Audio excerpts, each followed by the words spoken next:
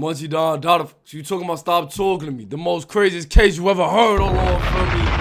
Let's see what they talking about. Hold on. 911, what is the address of the emergency? There's some pools of blood. Damn. I'm guessing it's just an animal, but in the water right by the river, there's a chute. Yo, bro, what are you talking about? What animal you know wears sneakers? What are you talking about? Yo, bro. If I had to guess, he told me I'm guessing it's just an animal. I'm guessing you did it. Like, bro, hold on. I could be chatting right now, but if I had to guess, them saying the last 3 videos I done reacted to, when the person making the phone call be the one that did it or end up knowing who did it. I ain't gonna lie. You know what I'm saying? They be trying to come off as, let me get as much attention away from me as possible. You know what I'm saying? Cause I don't know what animal you wear sneakers to say something. I'm guessing it's just an animal. You know what I'm saying? That don't even make sense. What would you even call the cops for if you thought it was an animal? That's how I know, bro. I could be chatting though. Maybe he really is a sincere dude just trying to help out the community. I'm not feeling that type of vibe though. I ain't gonna lie. You know what I'm saying? Let's see what's going on. You? Everywhere. Bro really said I'm guessing it's an animal, like he know like he know animals that wear Vans. I'm guessing it's just an animal, but in the water right. What animal you know wear Vans, man? I ain't gonna lie. Let me know when that update came out. Word. By the river, there's a shoe. Pair of red Vans, bro, talking about I'm guessing it's an animal. Did you tell anybody she went for a swim? Bro. That girl. No. And if somebody said I said that, they're liars, man. So wham outside of fire. That almost sounded like one of those, what I gotta lie for? Whole time be lying. Was that the same dude that was just on the 911 call? Hold on, let's find out. Hold on. And she got balls into the wall. You stupid. Call them and tell them to get the f over here. You get your ass over here and bring me some change of clothes. I have a concern. That's why we want to talk to you. I don't know Well, if you guys think I did something, I'm telling you right now, I didn't. In the early morning hours of March 11th, 2012, a chilling discovery is made near the Jordan River. As the investigation... Bro, I would never live in no community like this. I ain't gonna lie. I'm saying, not because of how I look. I ain't gonna lie. It just don't... It don't look valid. I ain't gonna lie. You know what I'm saying? I can tell at nighttime it get mad dark. You got foxes, gorillas, bears, tigers, leopards, all types of cheetahs coming out the cut. I'm good. You know what I'm saying? Way too many trees for me. This is definitely some southern shit. Hold on, feel me? Investigation gets underway. I'm not with it. Police uncover a disturbing pattern of... What state would y'all live in if y'all had all the money in the world, bro? I ain't gonna lie. I feel like you gotta have multiple properties all across the world. But let's say you couldn't. Let's say if you could only pick like one state. I ain't gonna lie. If you don't pick New York, you don't know what you're talking about. Hold on. You know what I'm saying? Lies. Only thing can hold against New York is, for me, the winter weather. You know what I'm saying? But outside of that, we got the best food, best clothes, best everything. Best roads. I lie. I ain't gonna lie. Our potholes kind of crazy. Outside of that though, you know what I'm saying? Word. 24-hour stores. Y'all ain't got, you know what I'm saying? Y'all not giving it up like we give it up. I ain't gonna lie. Hold on. You know what I'm saying? Deception. However, just as investigators approach a critical The best women. breakthrough in solving the case, their most promising lead. Damn. Hold on, son. Bro, so who made somebody that mad to want to get in the door like that? No funnies. Bro, to crack the door like that for trying to turn the handle is crazy. I ain't gonna lie, hold on. It quite literally disappears into thin air. As it turns out, a vanishing suspect isn't the only... I would never understand y'all that punch holes through y'all door and shit when y'all mad, bro. It'd never be that deep. I'd never punched a hole in the door in my entire life, bro. I ain't gonna lie. Shocking reveal in this twisted crime. I feel like doing shit like that, you definitely need some type of help. I ain't gonna lie. You need therapy. You need something. I ain't gonna lie. But hold on. I know y'all like that. Let me hear what's going on. Yo, I'm just commenting while I see. Hold on. But also the great lengths some would go to in order to exact revenge. Oh, this is a revenge including story? framing someone for murder. Damn, Are you about that's sick. I ain't gonna lie. 12678 South?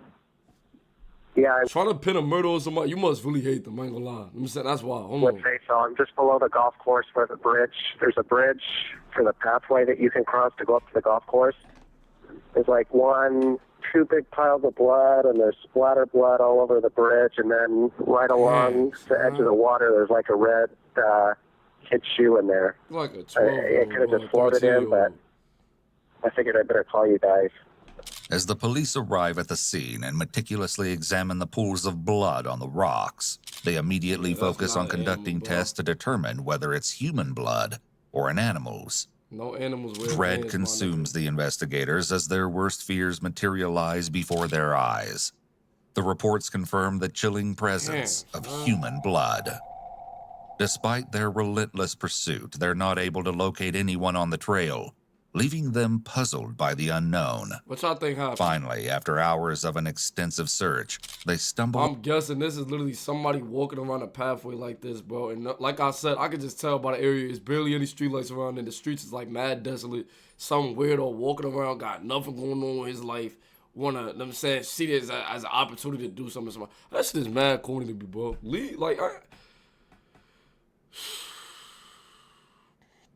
I really feel like child predators and stuff, I'm saying, they should not have to, they shouldn't be able to be, I'm saying, in a cell, bro.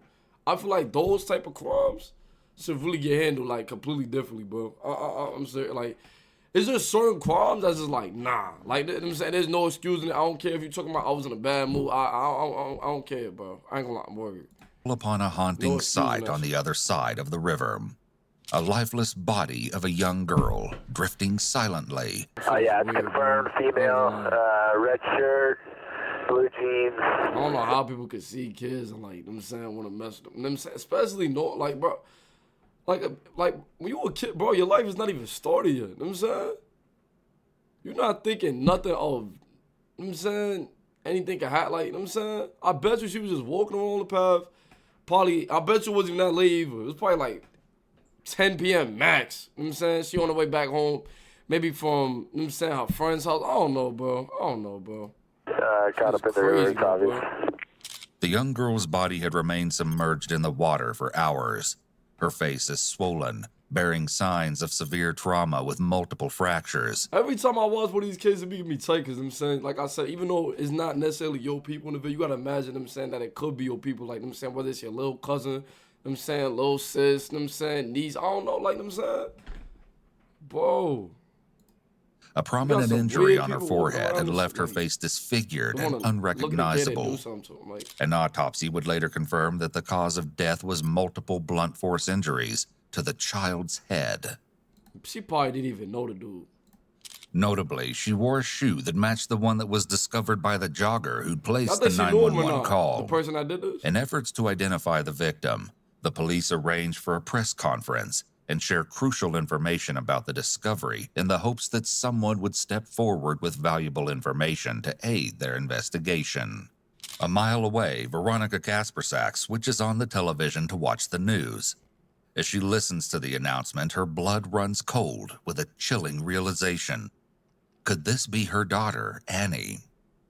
15-year-old Annie lives with her mother, Veronica Kaspersak, and stepfather, James Bratcher. But you know what the reality is, you know what I'm saying? We watching these cases, you know what I'm saying? We just looking at it like, oh, damn, that's crazy. But we never, like, look at it from perspective of that really could be your people, bro. You know what I'm saying? Like, bro, shit like this is why, you know what I'm saying, I really hate, you know what I'm saying, like, any females that I know walking by themselves, whether it's broad day or, you know what I'm saying, even nighttime, bro. Because you always got people just on the, like, just up to nothing, bro. Like, you know what I'm saying, just literally looking to just get in this. Like, you know what I'm saying? Shit is crazy. She was probably on her phone, minding her business. I don't know, bro. On Saturday night, Veronica and James return home from their dinner date, and Annie excitedly greets them at the front door. So they ended up just speaking of all types, bro. That's just crazy how life could just change like that, bro. Everything seems ordinary as Veronica heads to her. Do y'all know anybody in y'all real life? Y'all just had a conversation with them, and you know what I'm saying, they randomly just, like, that should be making no sense. Room for a shower while James hangs out in the kitchen. At 7:45, he notices Annie leaving the kitchen and heading towards her room. However, at 8:40, while on a phone call with her sister, Veronica realizes that she hasn't seen or spoken with Annie since they arrived home. She decides to check Annie's bedroom, only to find it empty. Alarmed, she calls out to her husband, who rushes upstairs with a note that he found in the other room. The note declared Annie's shocking revelation that she has left for California, What the fuck? confessing that she'd lied to her friends about being pregnant, which she had indicated with a P in the letter, and she said that she could no longer bear the weight of the lie. Damn, son. You Now, I already know some of y'all about to say, but why would she run away? You know what I'm saying? Bro, you know when you were a kid, you make some of the most dumbest decisions. Like, you know what I'm saying? You got to think this is a 15-year-old mindset. This is not like, you know what I'm saying? And their mindset, they don't be aware of the fact of, you know what I'm saying? Like, they may see it on the news here and there that people can get snatched up, you know what I'm saying? Especially, you know what I'm saying? They can see it, but it don't really hit them. Like, you know what I'm saying? When you around that, you think, like, nothing can happen. So I'm thinking she just ended up leaving the crib, like, everything gonna be fine. Not, you know what I'm saying, aware of the fact that you really got, you know what I'm saying, people just on the hunt out here just, like, lurking, like, you know what I'm saying? I'm really thinking that's what's going on. Hold on. With their hearts racing, Veronica and James immediately called the authorities to report Annie as a runaway. Soon after, Veronica reaches out to Christopher Bagshaw, Annie's boyfriend, desperately seeking any information. While Christopher maintains that he was unaware of Annie's plans, he did know more than he was letting on. After a restless night with little sleep, as Veronica switched on the news the next morning and witnessed the unfolding announcement, it dawned on her that Annie might not have made it to California after all. The uncertainty gripped her tightly, sending shivers down her spine. Unless y'all think that's a fake note, because how the hell would a 15-year-old randomly just even get to California? I don't know. Y'all think she wrote that note? I don't know. I got to question everything in this shit. I don't know. And that dude who made the phone call, I still ain't forget about him. I ain't gonna lie. Hold on. Veronica contacts the helpline and informs the police about her runaway daughter. She provides them with every piece of information as they carefully document each detail. Just when it seems like the conversation is about to end, the police ask a crucial question. Did Annie wear braces? The weight of this question hangs in the air, and Veronica sobs on the other end of the line as she whimpers, yes. When DNA match results arrive, the police are able to fully confirm the heartbreaking truth. The victim found on the trail is indeed 15-year-old Annie Kasperzak. 15, your life is not even started yet. Like, what was y'all niggas doing at 15? Like, me, I ain't gonna lie. For me, I was on the court. For me, you already know I get buckets. Still to this day, so don't get it fucked up. I ain't gonna lie. You know what I'm saying? I was on GTA, 2K, nigga, W. You know what I'm saying? Like, word. You know, I think about, you know what I'm saying? This shit is wild, bro. With the police officially confirming Annie's untimely... What's so crazy about being a kid, too, is that you only get to be a kid one time, but then you're an adult for the rest of your life until you die. Like, shit is crazy. Like, do y'all ever wish I could be kids again? Or nah? I don't be wanting to be a kid again, but I ain't gonna lie, it definitely had its moments where it was like, damn, that'd be cool just to, like, go back and play, like, just for a day. Like, you know what I'm saying? Like, just, you know what I'm saying? Just go back in time to that, you know what I'm saying, a couple moments. Like, that would be fire, bro.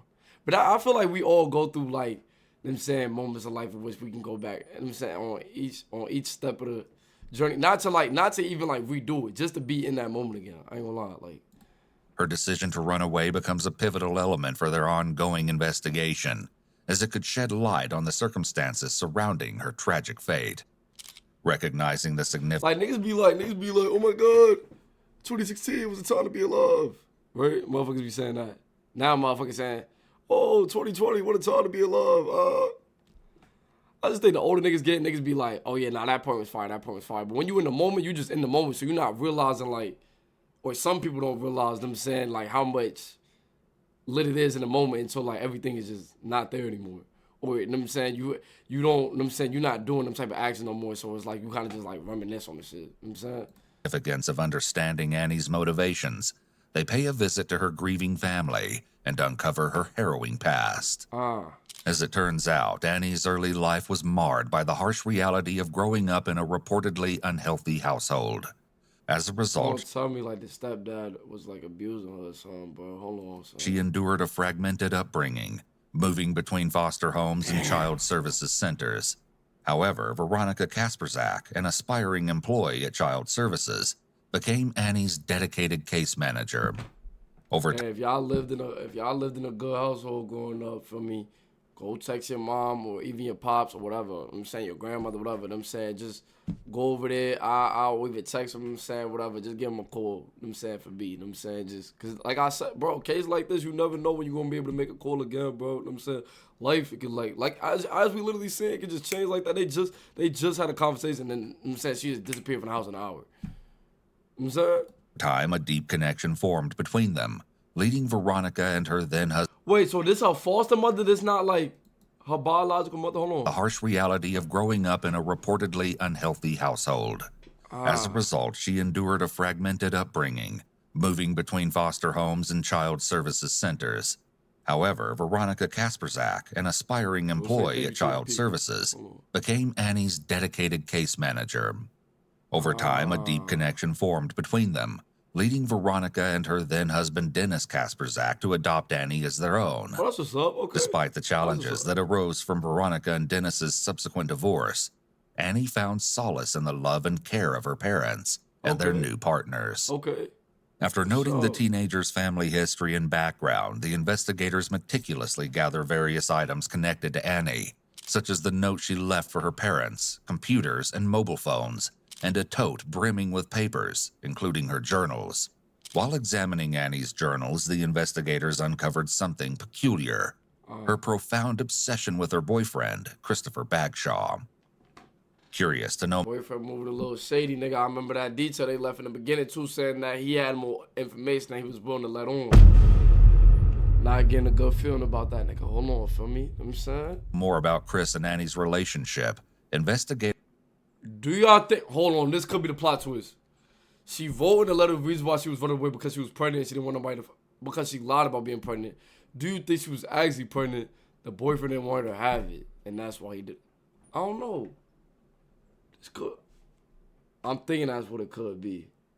Hold on. decide to chat with Annie's classmates. Upon being questioned about her boyfriend, they consistently mention Christopher Bagshaw's name and disclose a circulating rumor about Annie being pregnant with his child, the same pregnancy that Annie mentioned in her note. Annie's parents informed the authorities that they were aware of Annie's relationship with Chris and had taken measures by encouraging her to use a birth control pill. Moreover, the autopsy report also confirmed that Annie was not pregnant. But why was Annie spreading such? I don't know.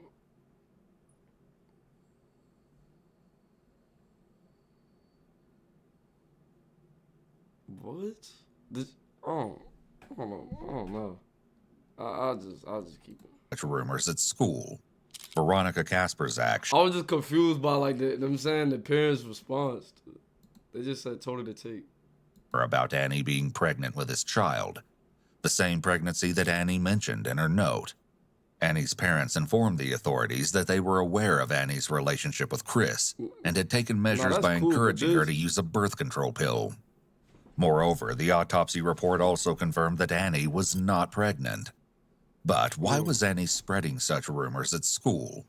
Veronica Kasperzak shares with the investigators that she believed Annie's false story about her pregnancy reflected her desire to build a permanent family she could call her own, a thought that was reflected in some of her journal entries. It seems that Chris Bagshaw may be able to share more information, and since he was so close to her, they initiate their line of questioning with him. I know y'all like, who the hell lies about being pregnant? I gotta remember them saying when y'all was 15, them saying, like, I'm saying, this high school shit, bro. This high school shit. Hoping that he can shed some light on what may have really led Annie to run away. After acquiring a search warrant, law enforcement officers visit his home.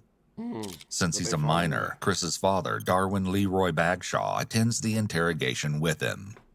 In the state of Utah, if a child is subject to a custodial interrogation for an offense, the child may not be interrogated unless they've been advised of their constitutional rights and their right to have a parent, guardian, or friendly adult present during the interrogation. The child has waived their constitutional rights. The child's parent, guardian, or friendly adult was present during the child's waiver and has given permission for the child to be interrogated. Exceptions under the Safe Harbor Clause include a minor that has misrepresented themselves as being an adult aged 18 or older, an emancipated minor, or if the police... His dad looking at him like, what the fuck have you gotten yourself into, son?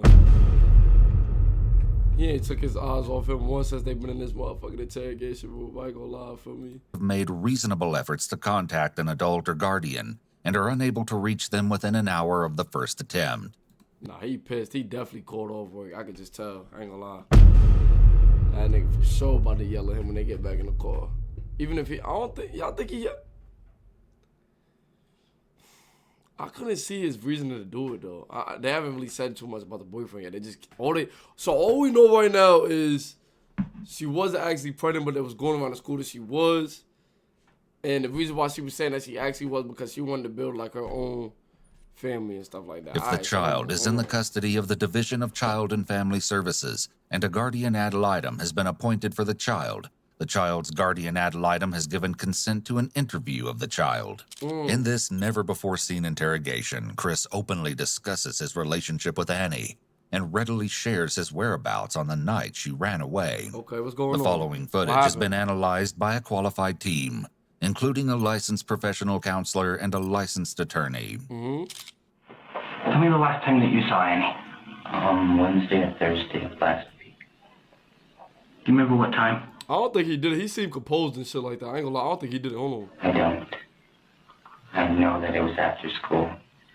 And she had to go home around 6. I definitely feel like it's somebody that she know though. I don't think there's no random attack. I ain't gonna lie. Hold on. Okay. Could be wrong, though. Like I said, y'all see all them big ass trees she was walking around. I don't know, bro. You spoke with her? The night of Saturday. Do you remember what time that was? Around 8. How many times did you talk to her that night? I talked to her twice, but she called me 4 times. How long do you think your conversations were with her? 5 or 6 minutes. 5 or 6 minutes each, or? Well, yeah, each. What did you guys talk about? She asked me to run away with her, and I tried to convince her not to, and told her that was a stupid idea, and to think about her family. Tell me about what kind of rumors were out there about you and Annie.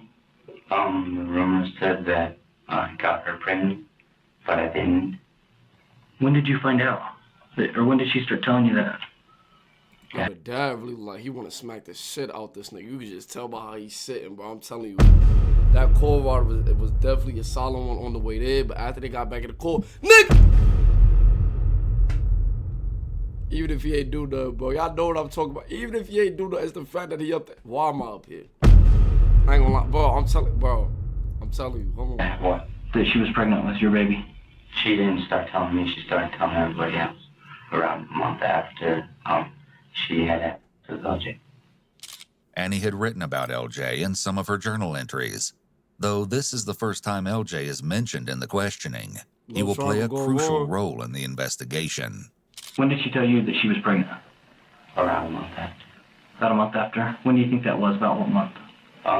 Well, she had with LJ in November. Tell us more about how you know about her.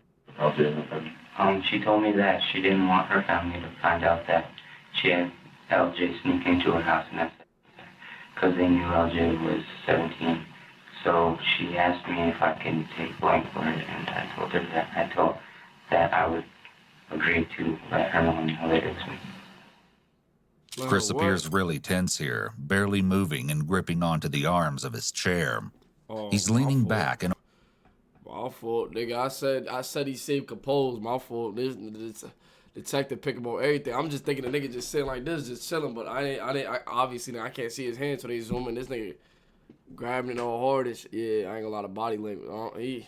He knows some shit. Either he know who did it or he did it. I ain't gonna lie. Allegedly, I gotta use the word allegedly because I'm just speaking based on what I seen. Hold on. Away from the detective. While it could be that he's just distraught about the death of his girlfriend, he appears disengaged and has a quite flat affect. While everyone responds to death... That is supposed to be your shorty, though. I'm not seeing, like, no type of emotion from this nigga. I don't know. At the same time, I was just about to say this. Everybody grieve differently. I was just about to say that before I even see that caption. I ain't gonna lie. Hold on. Differently. And this could be shock. Like, y'all motherfuckers ever get bad news, y'all niggas just be like, oh, word? Oh, I ain't gonna lie. Damn. Or even sometimes you get bad news or... Like, you dead ass be like, word? You, like, smiling like, word? Like, I ain't gonna lie. Like, damn. The detective motherfuckers think you trying to be funny like that. And I'm saying, you sometimes you just don't know how to react. I ain't gonna lie. It's just like, I don't know. I don't really know what to say. I ain't gonna lie. Likely concerned about him appearing detached. How many times did you have with Annie? Once. When was that? The night that we hung out at Spencer's house. And about what month or day? It was Wednesday or Thursday of last week. Wednesday or Thursday of last week? Yes. After answering all the questions, Christopher volunteers more information to the police about an incident at Spencer's home. Also, like when Spencer started dozing off, she had got a bloody nose, and it dripped on the shoe, and then she ran into the bathroom, and then we went into her room. I don't know, my nigga. That story sounded a little fishy, nigga. I ain't gonna hold you. Did you just say she had a nose bleeding and jumped in your shoe because you know when they searched your crib and put the warrant out that they was gonna find her DNA up on your sneakers? That's the vibe I'm getting. I ain't gonna lie. I could be tripping though. Hold on, for me, that shit just didn't sound right. I don't know. That shit was not adding up to me. I don't know about you niggas, but that shit made. When my man started falling asleep, she caught a nosebleed and it went on my She sneakers. had got a bloody nose, and it dripped on the shoe, and then she ran into the bathroom. So basically, you said her nose started bleeding, and both of y'all just stood there, and it just happened to jump on your shoe. That don't even make sense. Like I don't know. That shit just don't. I don't know. I'm not liking bro vibe, and he got the hat like way down, so you can't even see the nigga eyes. Nigga did in the interrogation room like this, like, nah. I don't know, bro. I could be tripping though. I don't know. Even the dad looking at him like this. I don't know, son. It sound like you lying. Sound like you cap. Hold on, feel me?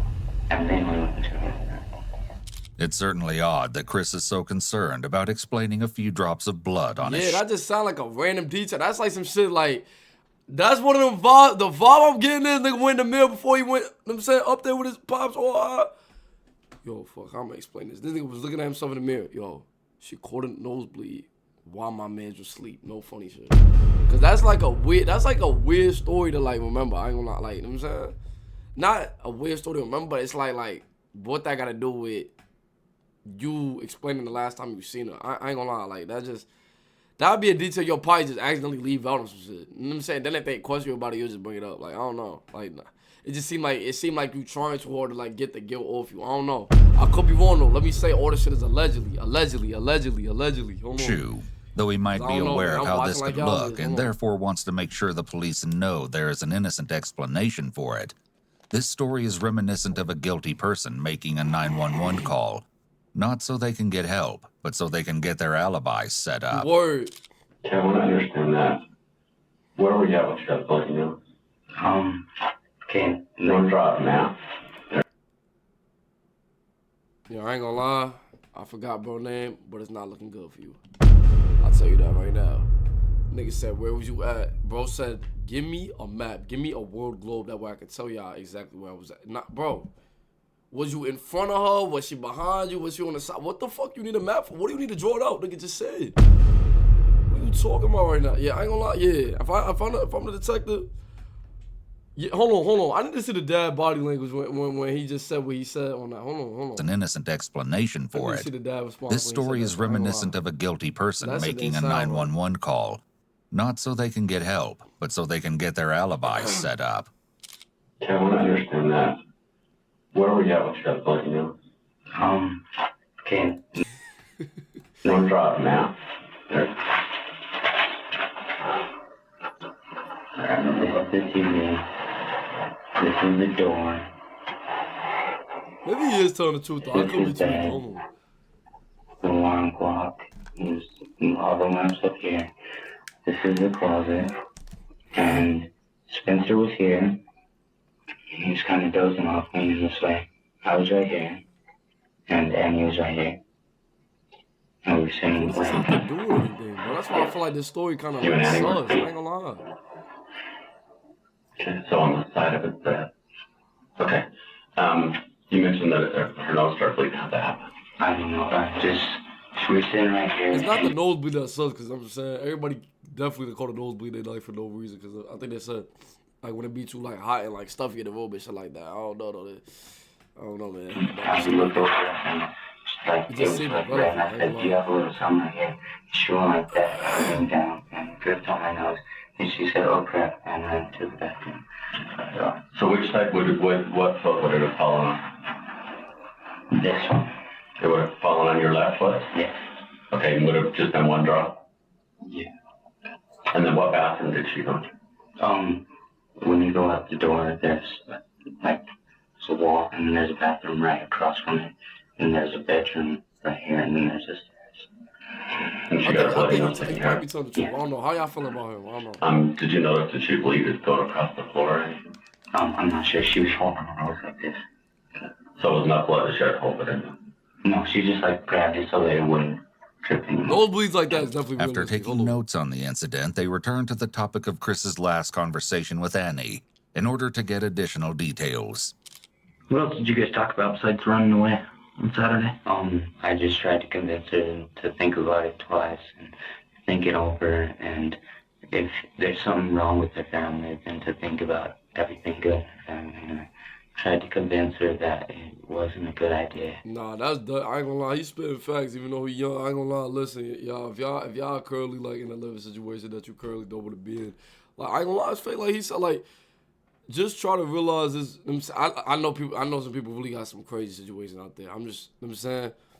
I be looking at it from the perspective of, though, I ain't gonna lie, it is people sleeping outside right now in 10 degrees. I'm talking about no shelter, no none of, like they're not even inside a homeless shelter, bro. You feel me? So, you know what I'm saying, even with you getting stressed out with your peoples here and there, if, you know what I'm saying, like, you feel me? Try to really, like, just focus on the solution to that problem. Like, all right, if I know I want to be this crazy, especially, like, if you older and shit like that, let me, you know what I'm saying, let me start building my motherfucking bread up. That way I can get my ass up out of here, you know what I'm saying? Because your living situation could always be worse, so try not to, like, always just see, like, the negatives in it, you know what I'm saying? Like, try to see, and if there is no positive, trust me, you're going to get up out that situation, bro. Your current situation is not your permanent situation unless you make it out to be, I ain't gonna lie. And that she should need to do it. Think about her friends as well. Okay. And what did you do after 8 o'clock? Or where were you at when you were talking to her? My dad had left to go to the bar, and I went to my grandma's at first. Or what time do you think you... Saturday night. I imagine I left probably about 6 or 7. Yo, I'm going by the title. Would it not be crazy if this nigga had something to do with it? I don't know why my brain just did that. I ain't gonna lie, I don't know. Is it possible he could have coached him on what to say in the car? I don't know. Allegedly though, let me keep using that word. Allegedly, I don't know. Oh, lazy dog swim. And so did you leave right when your dad left? No, I stayed home and I played the video game for a little while. For how long do you think? Hold on, the dad left the crib while you was on the game? Why? Hold on. Now I imagine I left probably about 6 or 7. What bar are you go to? Oh, lazy dog swim. And so did you leave right when your dad left? No, I stayed home and I played the video game for a little while. For how long do you think? An hour and a half. Was anybody else there with you? No, it was just me. Anybody call you while you were there? Do you remember? No. And then afterwards, I went to my grandma's house, which is only 3 doors down. I called you that night. Oh, you did? Because I told you I was going to have company. Yeah. To go staying at my grandma's house. I'm remember them details I told you in the car, little nigga. I ain't gonna lie, I don't know. Nah, the dad starting to give me vibes. I don't know, man. I don't know. House, which is only 3 doors down. I called you that night. Oh, you did? Because I told you I was going to have company. Yeah. To go staying at my grandma's house. What time Did you ask him to stay with her? Yeah. What time did you call him, you think? Oh. This would be so Oh, crazy, man. bro.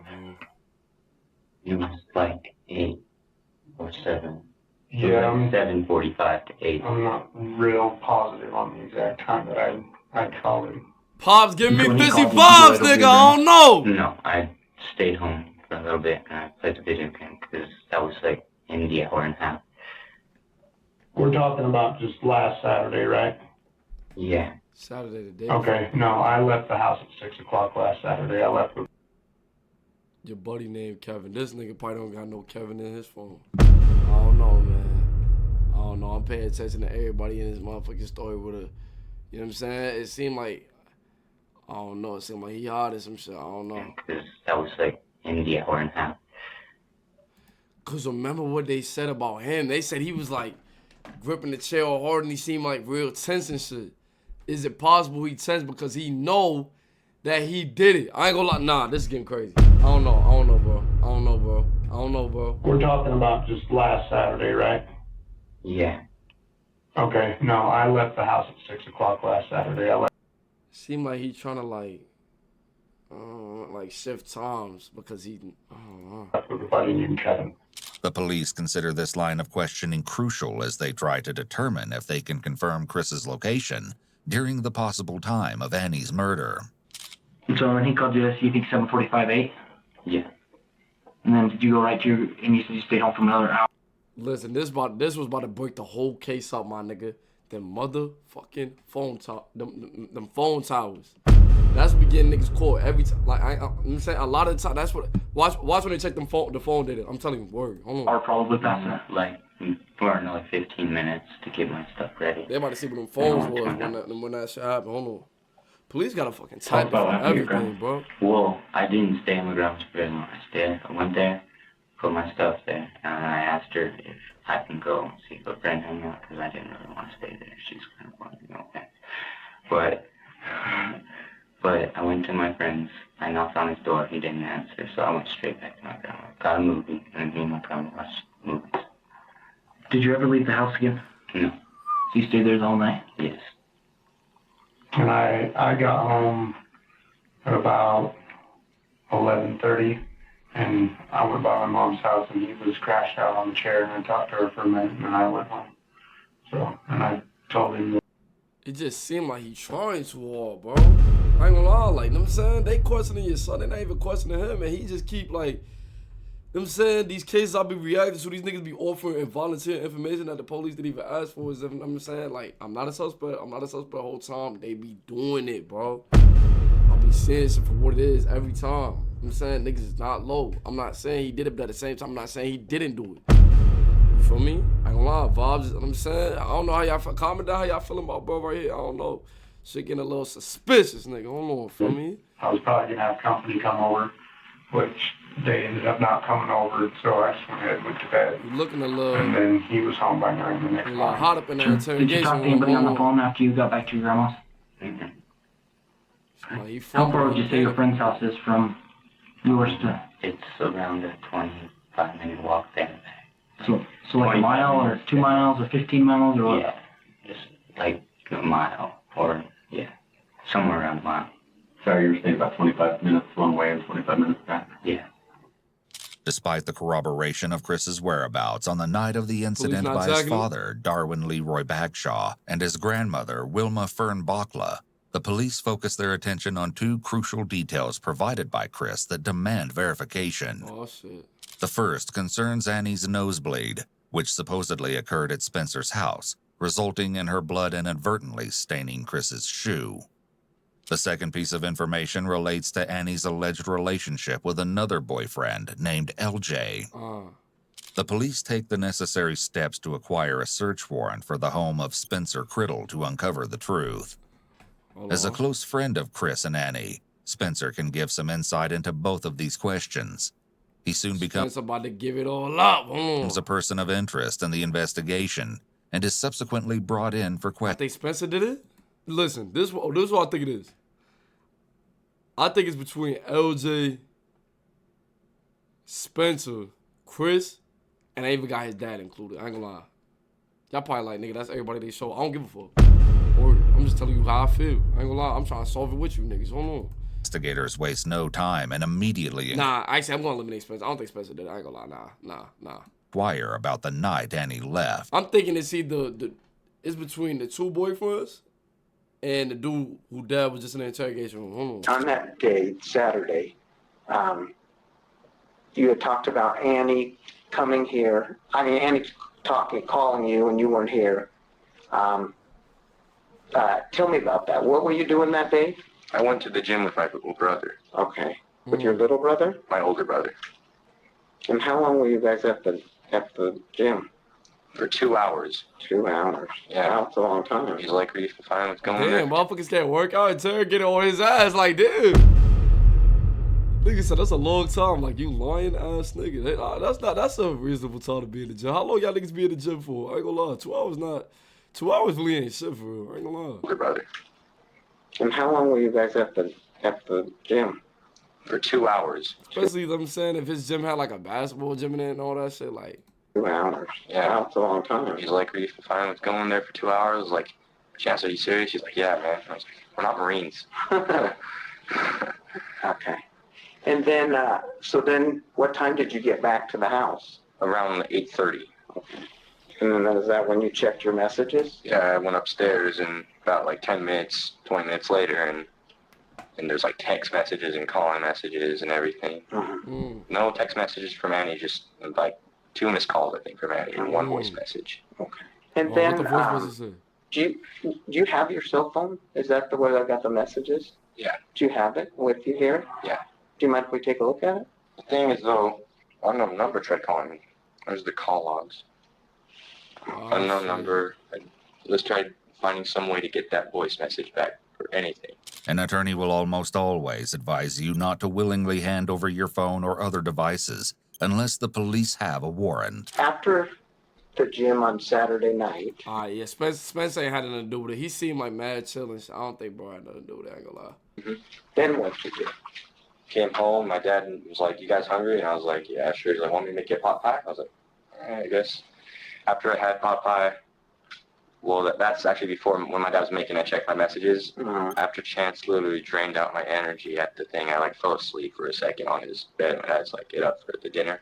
And after that, went up and got on the PS3 and just started watching Netflix and playing games. Type shit. I kept the phone right there, just waiting for Annie's to be called. I'm just PlayStation over Xbox for sure. And listen, this was the transition, my nigga. You had to go from Xbox 360 to the PS4. You know what I'm saying? That's literally the only way you want to get away with having an Xbox. It was the Xbox 360 to the PS4. I ain't gonna lie. That shit was fire. I don't know. The next day, nothing. All right. Cooperation with the police yields significant revelations. He substantiates Chris's statement by confirming that Annie did bleed from her nose when they were at his place. But did they text each other about it to say that, yo, bro, I say this because I said this? I ain't gonna lie. Gotta question that too. I don't know. And shares some intriguing information about LJ. There was some this nigga LJ ass. Hold on. Confusion about whether you actually physically talked on the phone or had a chat with LJ. Did you ever have a chat with LJ? Yeah. He just messaged me on his email. Emailing niggas to communicate is crazy. I ain't gonna lie. And so it was over email. Yeah. Okay. Somehow she hacked it. Unless it's like some business shit. I ain't gonna lie. You ever emailed your man just to email? Like what the fuck? He hacked into it. Okay. So it was Annie's email. And then, but it was from LJ. Yes. So how did you know it was LJ? Because Annie the next day. It's the big LJ. Well, he told me. But Annie said this is LJ or something? Yeah. And I was like, LJ, why are you on, Annie? He's like, oh, I hacked into it. I was like, oh that's perfect. But you never had a physical, like a conversation with them about that? No. Okay. That was how long ago? It was back in I think either late November or early December. It was one of those. I can't remember. Is it out of the ordinary for you to get unknown calls? So you get them all the time? Oh, well, sorry. I thought you said, do you usually get unknown calls? No, I don't. So that's uncommon then. Yeah, that's nigga, uncommon. I just said I don't get the calls. Like, what the fuck, bro? I ain't gonna lie. Y'all niggas be asking dumbass questions sometimes.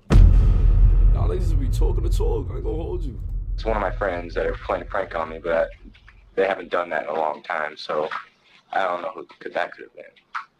Because I can't call back. It'll be like no number. I'm like, do you know, does your dad ever, check does he have an account on T-Mobile online for phone bills and check like that, phone records? He actually tried searching up my phone record, and he couldn't, I think he found it, the call. I asked him, is there any way we can get the voice message, please? And he's like, no, it's not. Well, the text email where he talked to LJ, whatever happened to that?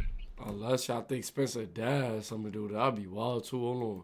Well, since I was months ago, my phone just built up. Everybody fake fishing in the story, bro. The memory, and it goes berserk. I can't start taking pictures or anything. It says memory, so I had to clear it out. I always do that. Get too much calling messages, it just clears out. So.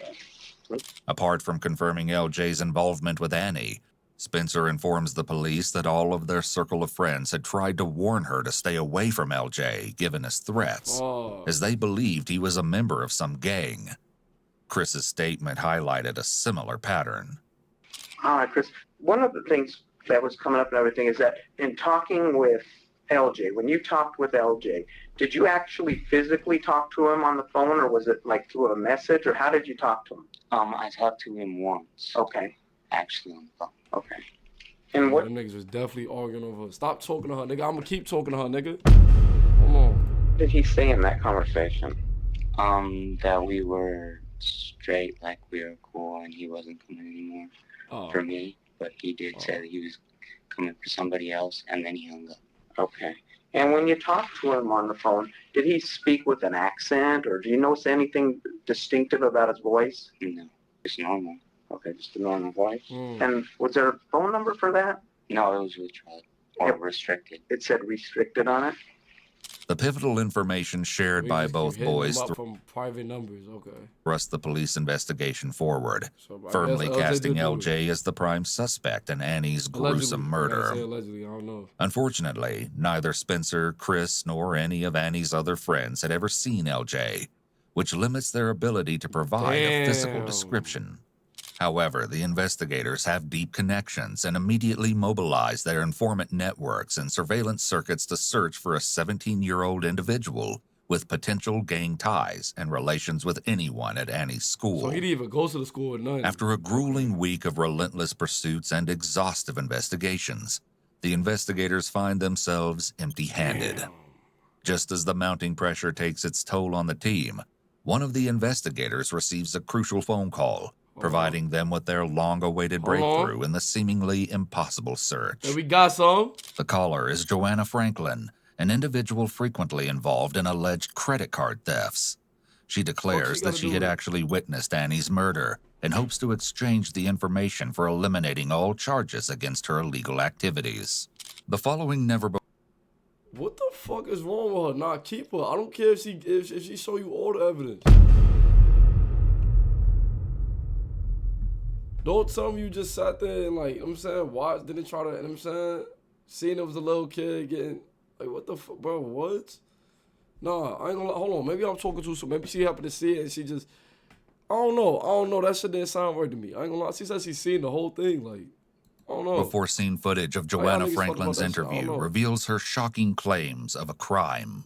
She drops a bombshell at the very beginning by revealing that she knows the elusive LJ quite well.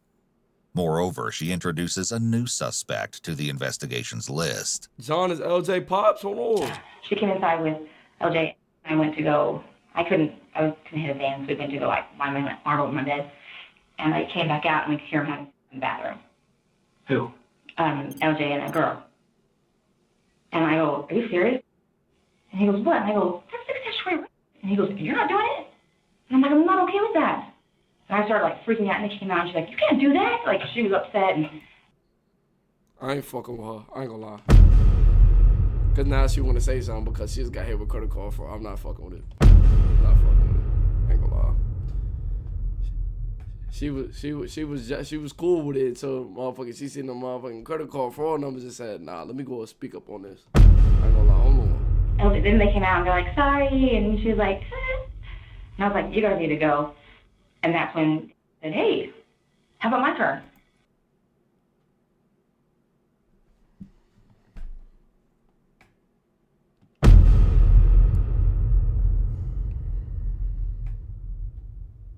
Shit is not funny. This shit is not funny, bro. I ain't gonna lie. Saying, like, even saying that, bro, this is not even no shit. Like, you know, bro, some shit is just not even shit to, like, joke about. And if a nigga ever was to make a joke like this and said he's joking, the nigga's not joking, bro. Like, that shit is not, like, nigga, you're weird. What the fuck? Bro. 15, bro. Shit is crazy. She goes, what? And she started laughing, and I grabbed her face. And just threw her the law. What? I would say 99% of the people that we've talked to said never do that over. And I'm sure you've heard wasn't over. She laughed at him in front of everybody. It wasn't over. Anyone wants to. She laughed in front of everybody, and she started laughing, and I started laughing. That's what it was. Every time I read in the papers, she said, no, it's because she laughed at him. I probably laughed too. You asked anything. All right, what did this nigga just say? Yo, bro. Yo, bro, lock this nigga up. Lock the interrogator up. I ain't gonna hold you. Bro, a grown man just made a sexual joke to a 15 and niggas in the room laughing. 99% of the people that we've talked to said never do that over. And I'm sure you. It wasn't over. John is LJ Pops, right? She laughed at him in front of everybody. It wasn't over. Anyone wants to. She laughed in front of everybody, and she started laughing, and I started laughing. That's what it was. Every time I read in papers, she said no, it's because she laughed at him. I probably laughed too. You ask anybody. I always did. You ask anybody if you do over that, and they'll tell you, oh, yeah, a whole bunch of them. And I go, yeah, right there in front of me. And I go, for what? I have to catch the detail because the fucking interrogator just saying he would laugh too is crazy. I have to make sure. Oh, I'm thinking, bro, I completely misanalyzed this shit. I'm thinking this nigga is his pops. Alright, bro. I'm thinking that's was his.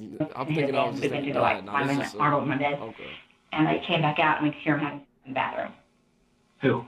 Alright, so John is not LJ Pops. My fault. And I was like, so I went running on the side. And he's like, stay out of it. And he's like, I just need it. That's what it was. Every time I read in papers, she said no, it's because she laughed at him. I was about to say what the fuck. You ask anybody. I always did. You ask anybody if you do over that, and they'll tell you, oh, yeah, a whole bunch of them. And I go, yeah, right there in front of me. And I go, for what? And he's like, I just need it. And he grabs it, goes up the door, I walk outside, and he goes, wham, outside the side of her face. And she like falls into the wall. And I was like, so I went running on the side. And he's like, stay out of it. And so we just stay out of it. And I'm like, you can't be okay with that. And she's like, let's just go in the bedroom. Like, she was shaking, I was shaking. And that was the night was she hurt? Yeah. Was she bleeding? Mm-hmm. From where?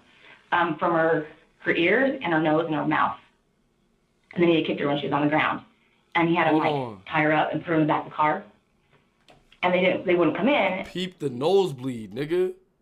Bro. I don't know.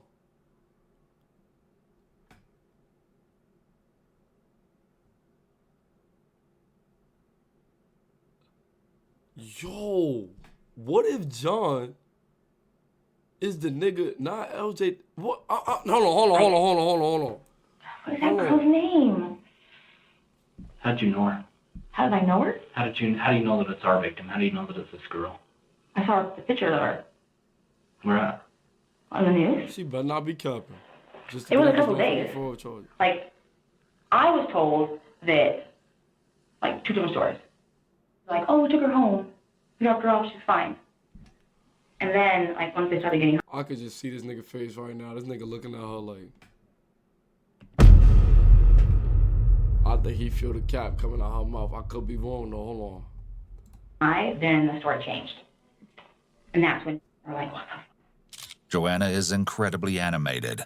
You can see her eyebrows moving a lot as she talks, which indicates that she's seeking approval from the officers, while also making very intense eye contact. As she talks, her speech sounds pressured, meaning she's talking without many pauses. This may be because she really wants to get her story out, but it's often associated with substance use and a variety of mental illnesses. It's also noteworthy that she says LJ and that girl. She doesn't say Annie's name, yet she's naming everyone else. When the officer starts asking questions, she seems to get a bit more anxious and is rubbing her head and ears. She also rubs her nose rather awkwardly. For all of her animation, her emotion doesn't seem to fit.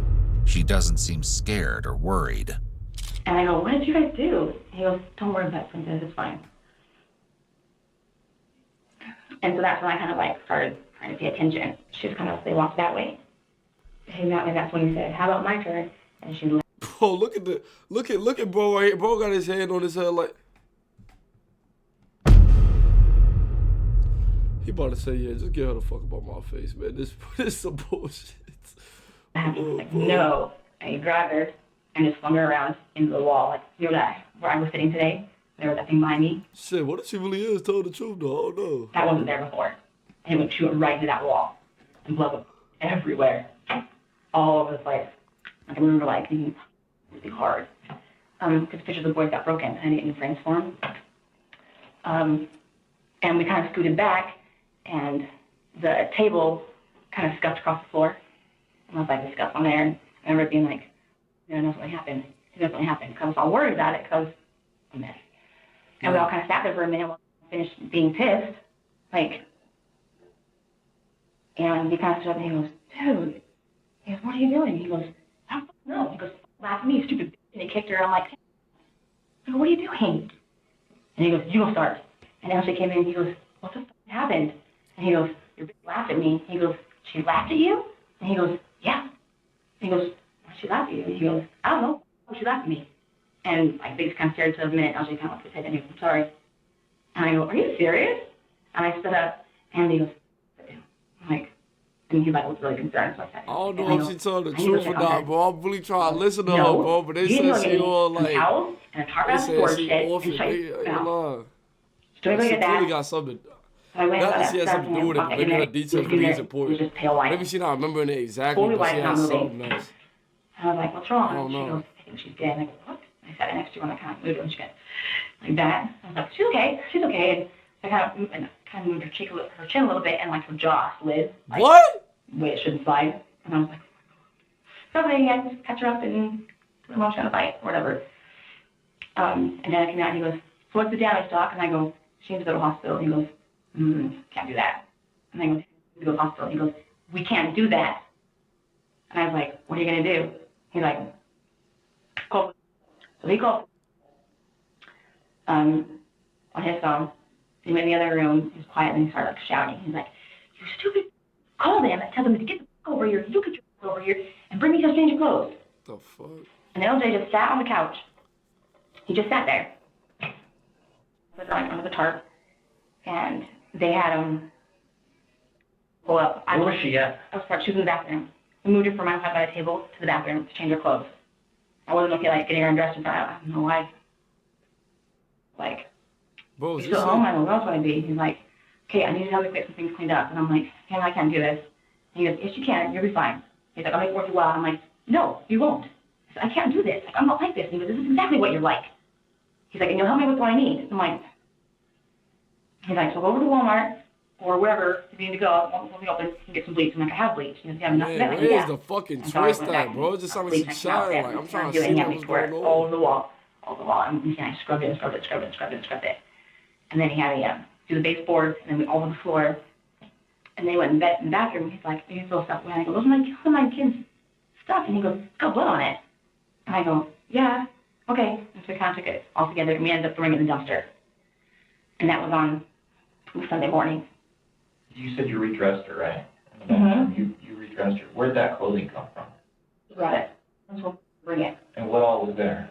There was like a red or a black top and some pants and some shoes.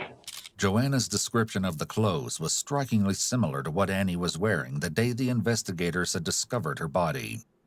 She further informs the investigating team that the person she claims was involved and LJ took the girl's body in a Suburban and went to Why y'all trying to make it seem like she was crazy with the her eyes going up and down and shit and her eyebrows lifting up and all that type of shit, bro? She could have just been like really wanted to get her story out. Nigga, she trying to beat her case. Because like, remember they said that she only selling all that because she wanted to get out on her other charges. The canyons.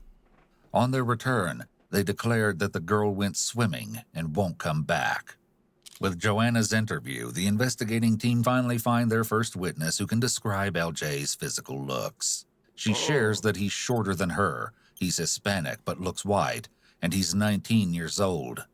Her information proves to be a comprehensive breakthrough, ticking all the necessary boxes and providing answers to the key. Really just trying to make it seem like she was crazy. I'm really thinking she was orphaned. Now she dead ass know what she talking about. What the fuck, bro? Bro, did y'all really think she was shot? I was low-key not taking nothing she was saying seriously the whole time because I was like, bro, nigga, these niggas just sad. She keep, you know what I'm saying? Like, she ain't, you know what I'm saying? Like, she ain't there for her. She is, you know what I'm saying? So, bro, what the, I don't like how y'all just did that, bro. Come on, son. I was literally listening to her, but I was like, nah, this shit cat. At the same time. Inquiries the police had been tirelessly pursuing. With her eyewitness account of LJ's presence, they now had irrefutable confirmation of his involvement in Annie's murder. Oh, shit. Moreover, the other man she was accusing and claimed to be involved, John, was a convicted felon, a self-admitted substance dealer, and a gang member. John's lengthy rap sheet further indicated his potential role in committing the dreadful crime. The investigators waste no time obtaining a search warrant for John's residence and promptly conduct a raid. As anticipated, his house exhibited clear signs of attempting to conceal a grievous offense. Damn. The walls were freshly painted, the carpet in the hallway was removed, and the entire place appeared to be undergoing remodeling. Damn. The absence of the carpet and red stains on the doors raised significant suspicion, indicating a potential cover-up. They done. The visuals corroborated Joanna's statement. They finished. The police promptly arrest John to interrogate him. Bro. As Annie's family grapples with the confusing reality of her involvement with possible addicts and gangs, like some random John shit. goes through intensive questioning with the police. Oh, I got your picture. How do you know her? Brittany? Is her name Brittany? No, it's Annie. No, her name's So you might know her as Brittany. Okay, tell me about Brittany. Brittany. She's friends with Dude, did something happen to her? Friends with who? Fuck you, man. There's something happened to her. Bro, stop. There's something happened to her. Nigga. Tell me straight What up, you man. think, nigga? You think you in interrogation room for no reason? Fuck you talking about? I want to know what you have to say first. I'll think of everything you need to know, man, because she's hella cool, dude. That's Brittany. I'm pretty sure that's Brittany. She lives with Sal. Who? Or Sal? she stays with Sal. She's Mercedes' friend. Mercedes' friend. Yeah. And, dude, did something happen to her? She ever been to your house? Yeah, she just came to my house the other day. Maybe John maybe John not lying though. I don't know, but nah, they just showed the. I don't know. I don't know, bro. Did something happen to her? On a scale of 0 being not at all and 100% positive that you know her as Brittany, where are you at on that? Dude. They basically lied. They basically said that they can lie. Oh Lord. Pretty sure They that's said that they Brittany. try to act crazy. 8 out of 10? 8 out of 10. Yeah. Or are you saying 80 out of 100? Same Either way. thing, either way, Okay. it's the same thing. I'm pretty sure it's her. Can be 100% positive. You're 8 out of 10 that it's her. Dude, I swear to God, Okay, hold on. her phone number just texted me today. I'll answer your questions What? in a minute. I'll answer your questions in a minute, but you got a text from her and a call from her today, or a Yeah, phone. yeah, it's on When's the last time you saw her? That day. That Saturday? No, just like the day before I left, she came by my house. So when was that? And she's been staying at Sal's house downtown. Who's Sal? This dude named Sal, and Sal, I don't know Sal's real name. Yo, this shit getting I crazy. just call him bro. Sal. Her boyfriend's supposedly LJ. I don't even know who. LJ or JL. You may know her as Britt. Her real name's Annie. Okay. Who? You didn't see her the other day. No, dude, I don't even know who Annie is. Tell me about this girl being at your house I last don't Saturday. even know. I think she's Britt, dude. I don't Okay, know. She I don't- was at my house last Saturday. There's no young girls at my house, man. No? No. Ever. As far as I know, if they're young, dude, I send them the out of there. What if she looked older? Well, that's just it, man. Did I do something? Am I supposedly did something to this person? I have a concern. That's why we want to talk to you. I don't know Well, if you did or if you one guys other think person I did something to her, I'm telling you right now, I didn't. And if you feel like I have, then I need a lawyer then. Because obviously, what I'm saying to you, you're telling me that I'm not being honest with you, whatever. Do you need a lawyer or not, or should I continue? Continue, dude, but I'm just telling you, I don't know. I think that's Britt. But if you say you She's think at you my need a house lawyer, on I have She's to at my address that house now. I have just to the other respect day. your rights. Damn, motherfuckers getting Yeah, hot. I mean, if you guys Are think we I okay did talking or something- not? If you guys think I did something to her, then hell yeah, I want a lawyer. He better not be having an attitude like that. He really did some shit. That crib did look a little sus though, I ain't gonna lie. They said the carpet got removed and the blood stains and all that. This motherfucker, I don't know. Okay. So do you want a Because lawyer I or did not do nothing to nobody. What if I told you she's dead? I didn't do it. What the? Exactly. Are we here to talk, or do you want a lawyer? Because you said the word lawyer twice. I need to know. Well, then talk, man, but don't act like I know who this girl is. I'm telling you, it's You just said you know who it is. What are you? Britt, dude. It looks just like Britt. Okay. And if she's dead, what the? You don't remember It's not. telling It can't anybody be that her she though. went for a It swim? can't, it can't be her, dude, because she just was at my house.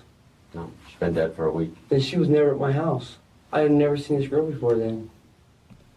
She's been dead for a week. What the? Did you tell anybody she went for a swim? I don't know what to believe no more. That girl. No. And if somebody said I said that, they're liars, man. For Let me real. ask you this. Did your wife get pissed here, it was probably just over a week ago, about some guy and girl having sex in your bed? Said it's, that you guys don't have a damn house? No, hold on. Nobody had in my bed, though. Okay, but do you know about your wife getting pissed at you over one of your friends and some girl having... This was a grown-ass man. What the fuck? Bro, no. Bro, what Your the... bed? Nah, this shit is She crazy. didn't get mad at me over that. She didn't? No. Really? Ain't nobody had in my bed but me and my wife.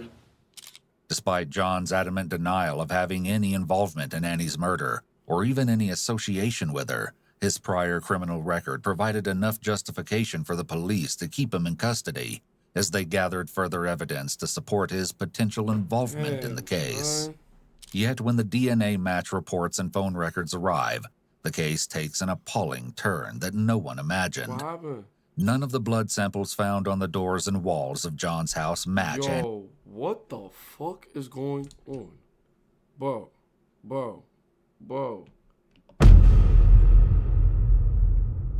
Annie's DNA. It was obvious that a crime occurred at John's residence, but there's no evidence indicating Annie's presence whatsoever.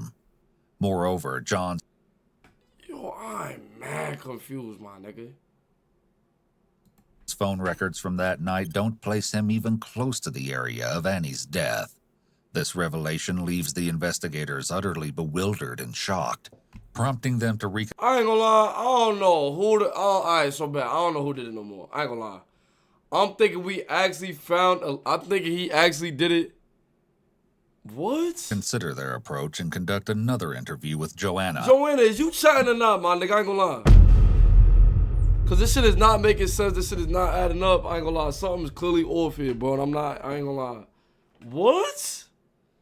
I thought for sure he did. I was like, all right, yeah, they solved it. But hold on. In a twist beyond comprehension, Joanna breaks down under intense... She did it. Allegedly. I think. I ain't gonna lie. Hold on. questioning and reveals her secret. It turns out that John hadn't been lying in interrogation. He actually didn't know Annie at all. However, John had betrayed Joanna by cutting her out of a deal in a calculated act of... Just lock her up just because. I don't give a fuck. Give her life for that shit. Cause what the fuck is wrong with you? At the same time, though, I don't know. Because... Do y'all think she was ever in that house, yes or no? Not her. I'm talking about the girl. I don't know, bro. I don't fucking know no more, bro. This shit getting weird. I ain't gonna lie. So, she basically tried to pin a murder on him that had nothing to do with him because she got cut out of a drug deal. vengeance. She meticulously gathered information on Annie's case from the news Nah, she a weirdo. Keep her. I ain't gonna lie.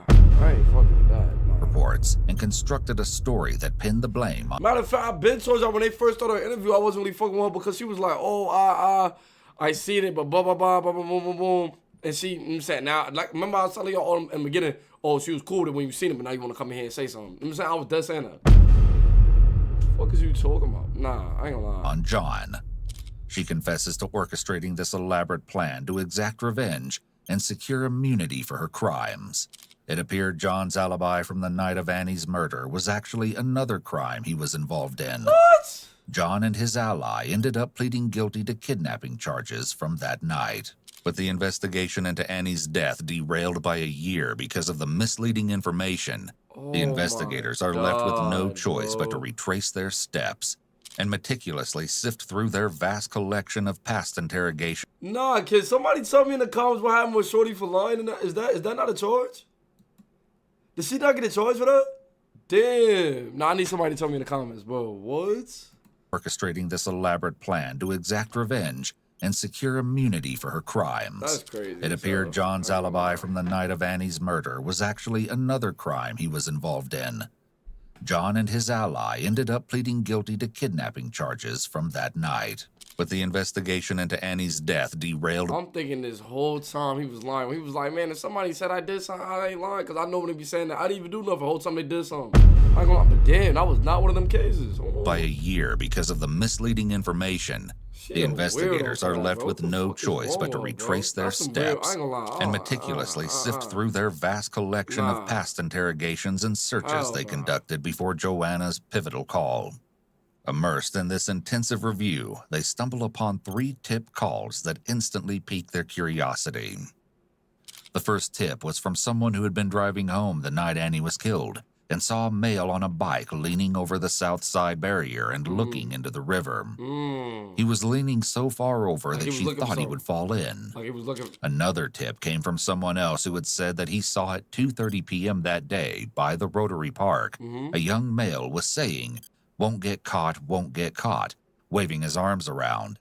He was short, with dark hair almost to his ears, a full head of hair, and was wearing a gray shirt and blue shorts. And then there had been a third tip from Christopher Bagshaw, Annie's boyfriend, because he had been receiving threats from LJ.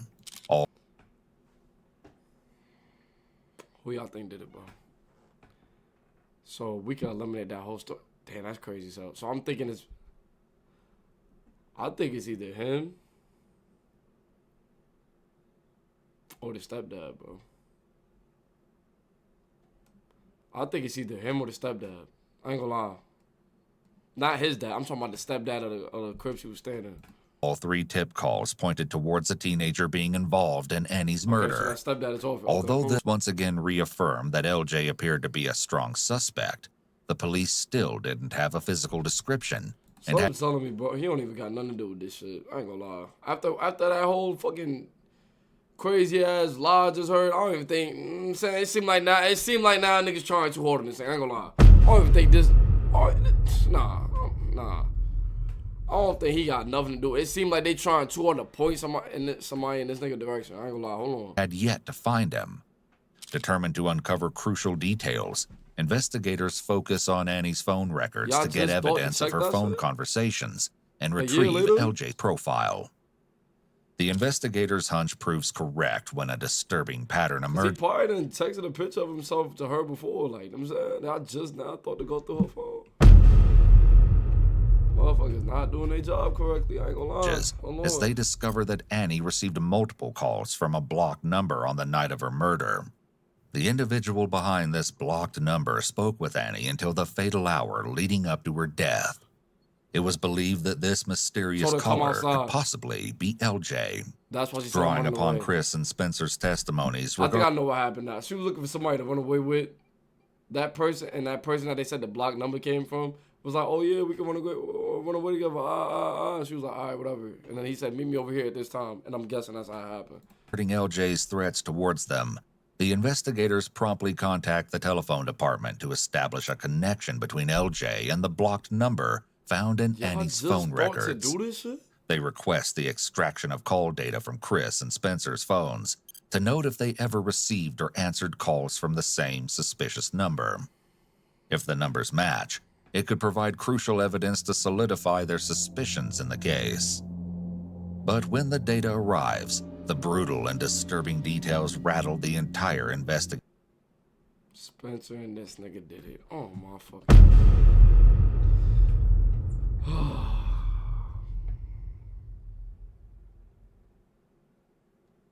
I could be allegedly. I can't confirm. It becomes evident that every person involved has been withholding crucial information and telling lies. The police now had to once again reach out to each individual they had interviewed 2 years ago. Damn. The detectives began their renewed round of interviews by arranging a meeting with Spencer Criddle and providing him with a search warrant report for his I knew that shit was fishy with the fucking nosebleed on the shoe. Like, that shit just, you know what I'm saying? House.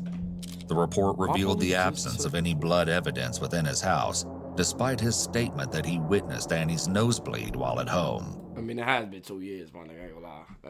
That'd be kind of dirty if it was still there. Y'all niggas cribs up. I ain't gonna lie. I'm saying, that kind of wouldn't make no sense. Even, nigga, if you had a nosebleed within the last 2 years, I'm pretty sure it wouldn't be there no more. Like, I'm saying, what the fuck? That's not under intensified questioning.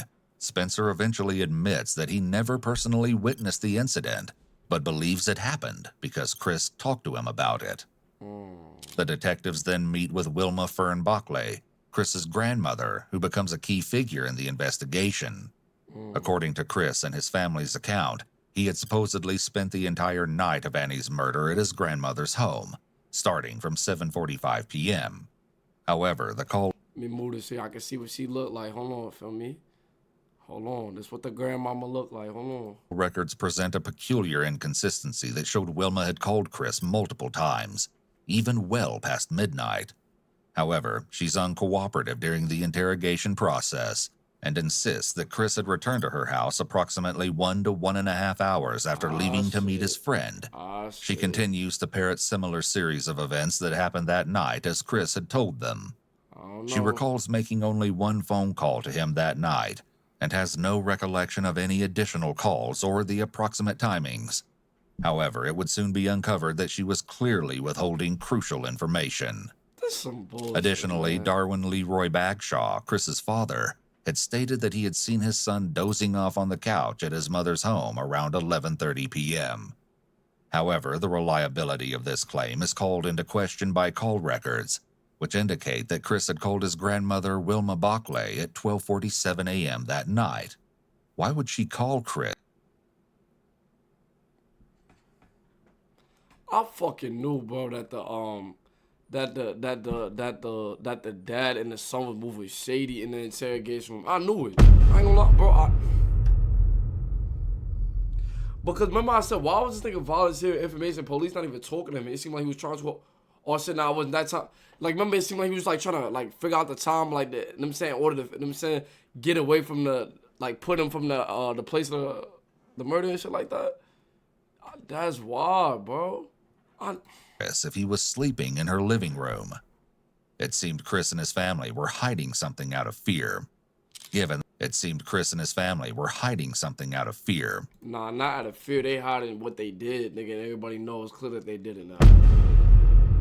Cover up by the whole fam, bro. It's crazy work, bro. I ain't gonna lie, bro. Given that he'd been threatened in the past, police considered that perhaps LJ had threatened him again. Nah, they ain't no motherfucking LJ, bro. I ain't gonna lie. I don't care what it said in that note. Maybe they wrote the initials in the motherfucking notebook.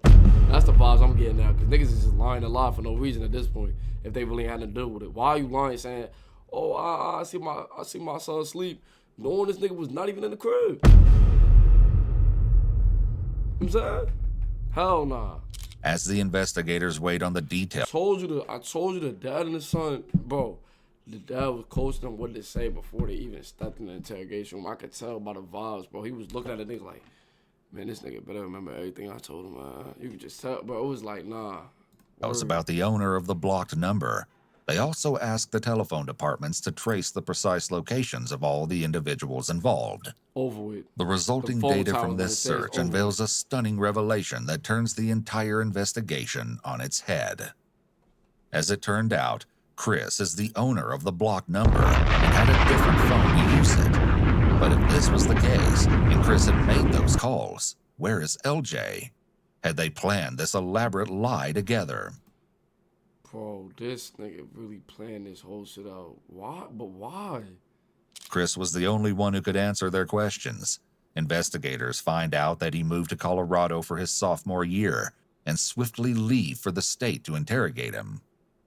Overwhelmed and apprehensive, Chris succumbs to the intense questioning and reveals shocking details that seem far too sinister for someone his age. What the fuck did you do that Chris for? informs them that there is no LJ. What the fuck did I say?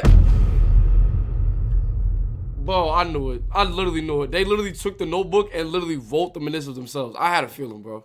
I literally had a feel. Oh my gosh,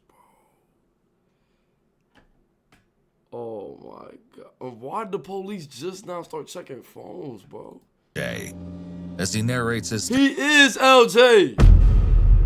This is wild. tale of lies and deception. He confesses to the detectives that he discovered that Annie had created a fictional person named LJ to make him jealous. He had used the same name in Annie's story to divert their investigation. Spencer had been protecting him as a friend, unaware that Chris had committed the heinous crime that took Annie away forever. He had messaged Spencer saying, "The cops might come back to your house. I need you to tell them Annie got a bloody nose." Another said, "They took my shoes for my testing, and I need you to tell them that so I don't get blamed. I just want you to know I'm not telling you to lie to the cops. I just know you were kind of dozing off that night." Chris's admission of guilt put several missing pieces together. Why would cops fucked up in this investigation bad, bro. I ain't gonna lie. I don't know what niggas was thinking and never check the phones when they been saying private calls. Like. During their Don't make search, the sense, police bro. found that Chris's bike was similar to what the tip call witness had seen. Further investigation revealed that the other witness who had seen a teenager chanting over the bridge was the same day that Chris had actually skipped school. Police also found a note in the trash can of his home in which Chris had listed out a detailed timeline of Annie's disappearance and what she was wearing that night. There could only be one reason Chris would know of such details. He had been the one to kill her. Comments Chris posted on Facebook after Annie's death were viewed from a completely different perspective after the disturbing revelation. It turns out that the purpose of the posts wasn't to honor a beloved friend, but rather an effort to deflect any potential suspicion away from himself. The comments read as follows: "Everyone wear red tomorrow. It was her favorite color. And this nigga the one that did this shit. This some sick ass shit, bro. And let's show how much we really care." And the world is filled with hate and no one understands the pain of losing someone they care about. And I said this nigga emotion scene all from the interrogation room, bro. Like, you know what I'm saying? Like, till it's too late and they're already... But I try to get a nigga benefit of the doubt, say that everybody grieved differently. Nah, this nigga wasn't grieving. This nigga was just trying to get away with it because he did it. This shit wild, bro. Gone. I ain't gonna lie. Damn. It's sad what had happened to Annie, and I don't know why anyone would do this to someone like her. She was awesome, and we all loved her very much. Even though we had times where we disliked each other, we always made up and reevaluated our friendship. She was the best. But what gave him away was Veronica, Annie's mother's phone call. On the night Annie went missing, she'd called to ask if he knew anything. Chris had answered the call minutes after he'd taken her daughter's life. Oh my. The location on Chris's cell phone on that call put him next to Annie near that bridge. While Annie's family had endured 2 long years of suffering, Chris had moved on and continued his life in Colorado as though nothing had occurred. The police arrest him on charges of first-degree murder and obstruction of justice. But why had he killed Annie? Was he actually pregnant? He didn't That want it? sickening detail wouldn't be revealed until later. As Chris Bagshaw was 14 at the time of the crime, the state of Utah was likely to place him in a juvenile facility, allowing his release at 21. Given that he was 17 at the time of his arrest, it would result in him serving a mere 3 years in prison for the heinous offense. While investigators diligently sought evidence to support trying Chris as an adult in court, a pivotal moment arose when they received a call from the Juvenile Detention Center. The caller, an inmate, steps forward to provide information about Chris Bagshaw. Don't tell me you're a grown-ass man and he ain't really supposed to be in that school. Hold on. Significantly bolstering the prosecution's case. This particular inmate had developed a friendship with Chris, who, in his overconfidence, revealed the chilling details of Annie's murder. Back in school, Chris had found out that Annie had been telling people she was pregnant with his baby, and he'd believed the claim, even though this wasn't true. She asked him to run away with her, so he suggested they meet by the bridge. Annie snuck out that night to meet him near the Jordan Don't tell me this thing got mad once he actually found out she wasn't pregnant. River. However, Chris Oh. had planned something terrible. He attacked Annie with a shovel, hitting her face until it was disfigured. The investigators took this information to a state medical expert who checked Annie's autopsy report and corroborated the inmate's description of the injuries on Annie's face, especially the one to her forehead. Chris had killed Annie because he believed she was pregnant with his child. Darwin Christopher Bagshaw was eventually tried as an adult and pleaded guilty to first-degree murder. He was sentenced to 15 years to life in prison and will be eligible for parole in 2034. A recording captured a message from Spencer to his friends, clearly said in jest no one had any idea that Chris may have been scheming his own murderous plans at this very moment. You know, I never wanted to do this, but sometimes you just got a point. Shoot. Yeah, what are you doing? Yo, man. So back off. You changing? What the crap? I'm just late.